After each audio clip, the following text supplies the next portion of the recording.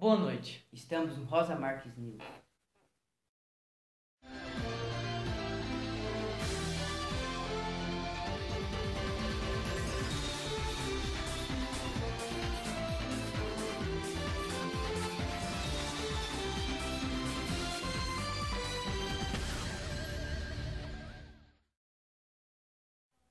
Maioridade penal, solução ou ilusão?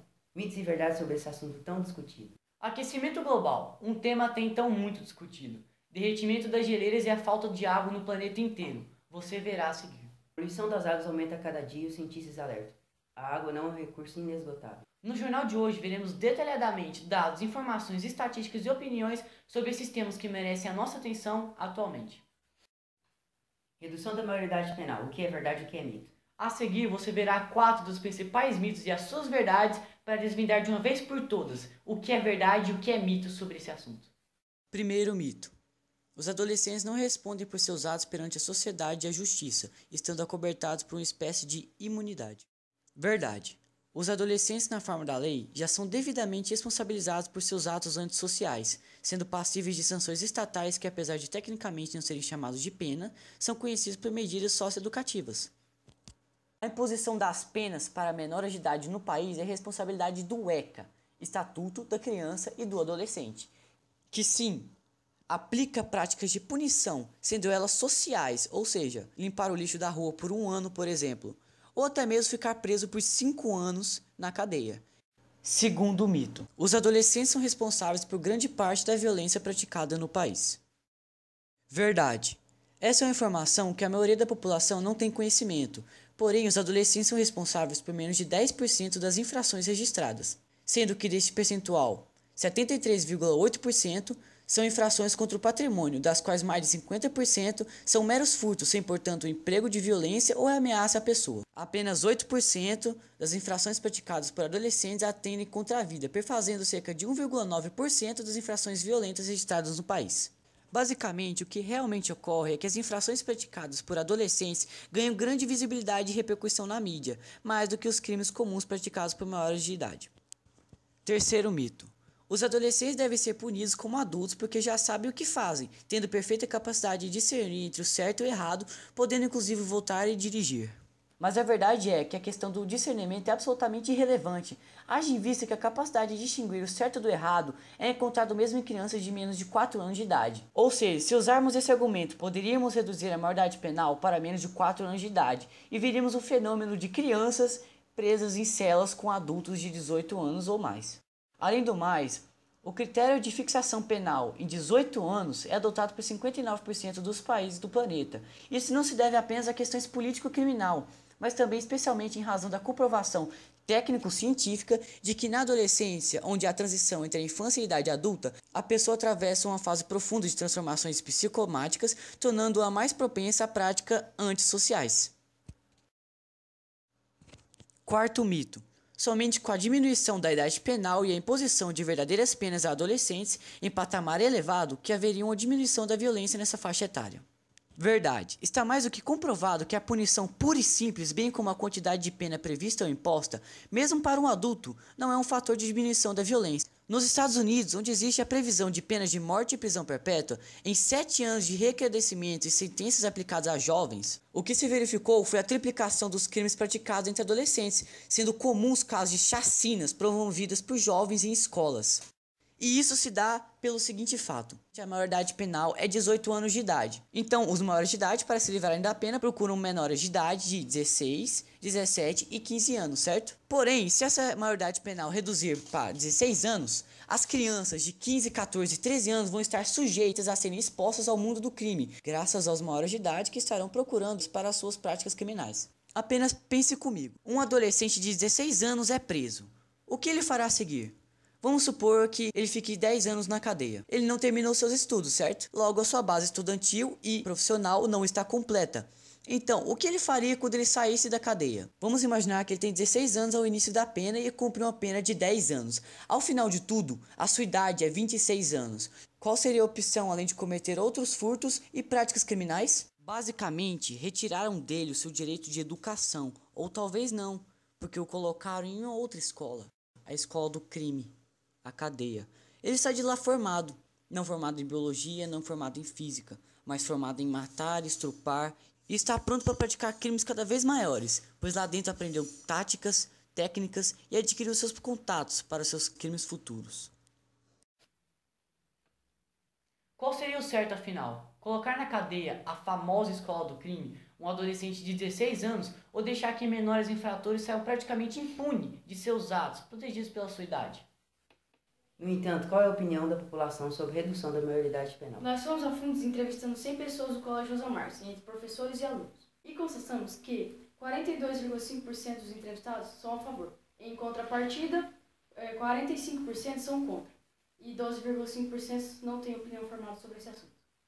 A seguir, fomos ainda mais a fundo, entrevistamos 32 alunos do 9º ano do Fundamental 2 e constatamos que 66,66% dos alunos do 9º ano são a favor da redução da maioridade penal, enquanto, em contrapartida, 33,33% de todos os alunos são contra e 0% não tem opinião formada sobre o assunto. É tanta água que o nosso planeta mais parece um ponto azul no universo. 3/4 de toda a superfície do planeta é coberta de água, porém, a maior parte dela não está disponível para consumo. 97,5% de toda a água do planeta é salgada, dos mares e oceanos. O restante, 2,5%, é água doce.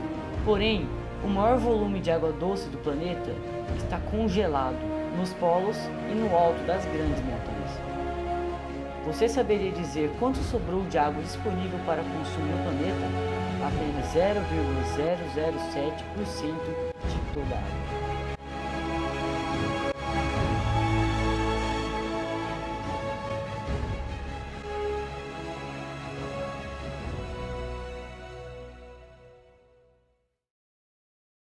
Estamos tão acostumados a ver a água saindo de nossa torneira que não pensamos nela como um recurso finito. Mas muita coisa precisou acontecer para ela sair da sua torneira. Ela precisou antes ser captada. E no Brasil, sendo ela de poço, rio ou lago, essa água veio da chuva. Enquanto em outros países essa água doce veio de degelo ou de dessalinização da água do mar. E depois de coletada, essa água ainda precisa ser tratada. Processo que normalmente envolve filtrar, flocular, que é basicamente fazer com que toda a sujeira da água vá para o fundo, e adicionar cloro, processo que nem sempre é cumprido totalmente. Por muito tempo, achar água potável foi um problema para a humanidade, como na Ásia, em que a água era consumida em forma de chás, e em alguns lugares da África, onde o leite era tratado como forma de água potável. A água também é um fator que determina nossa preferência por territórios e de onde formar cidades. Onde George Diamond explica no desesperador Colapso, a água também foi um fator importante para a extinção de vários povos, como os maias e os incas. No Brasil, estamos muito bem servidos de água, temos cerca de 1/10 de toda a água do planeta.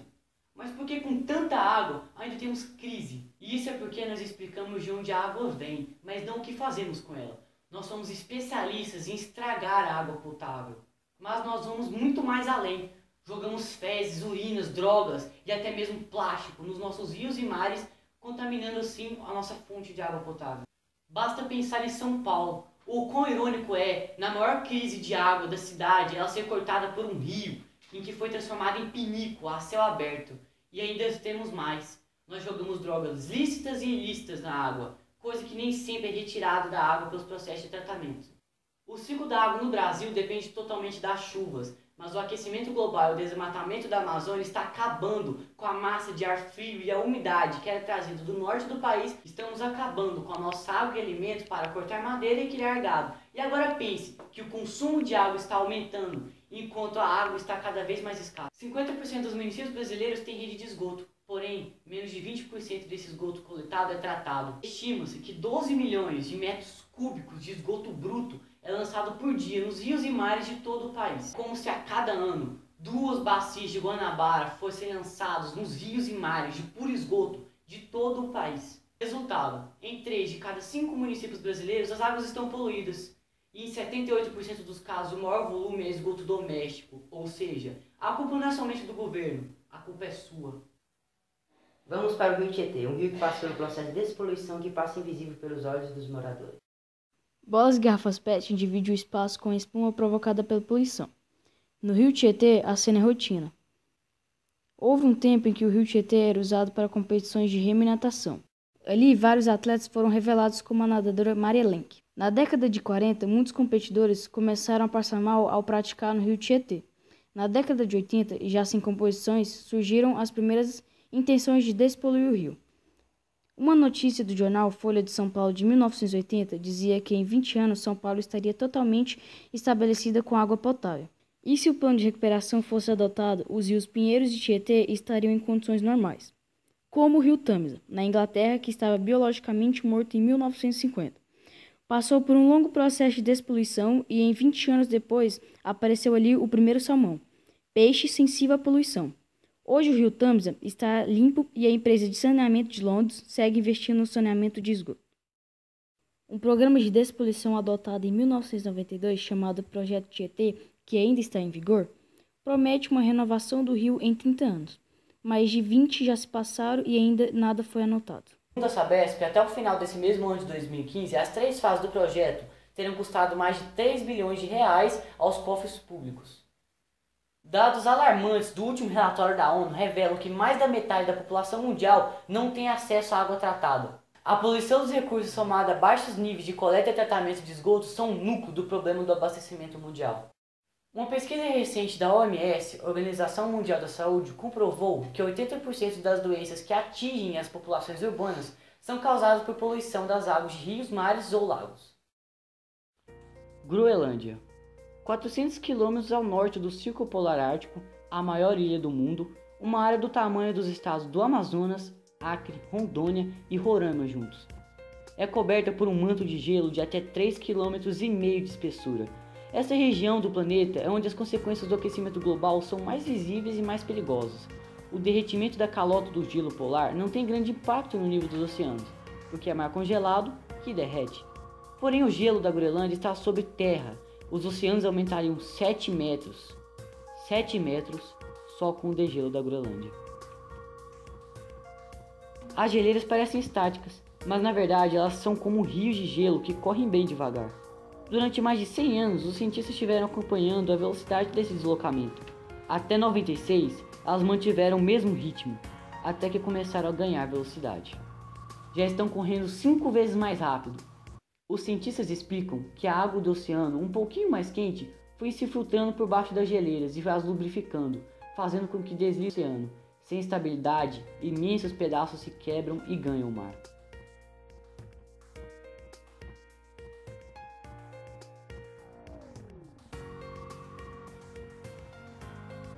O gelo reflete parte da radiação solar de volta para o espaço.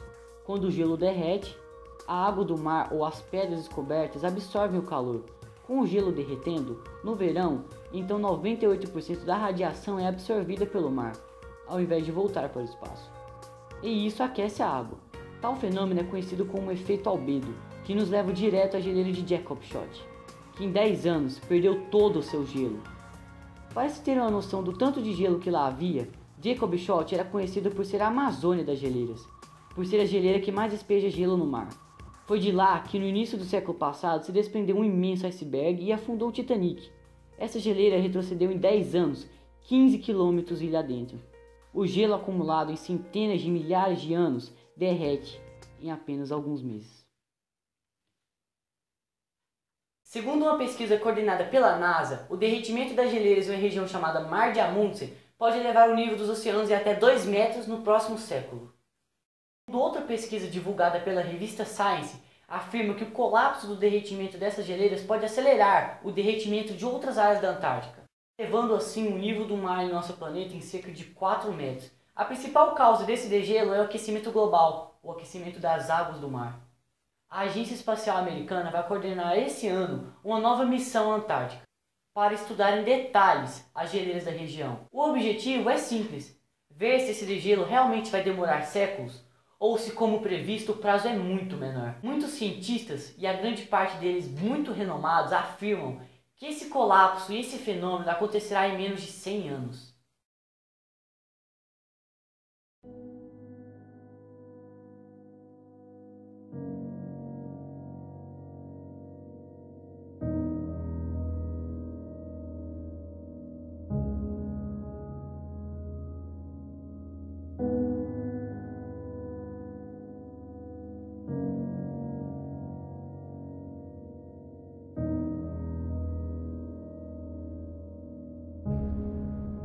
sudden, all of those buildings just start to rumble and quake and peel off and just fall over, roll around.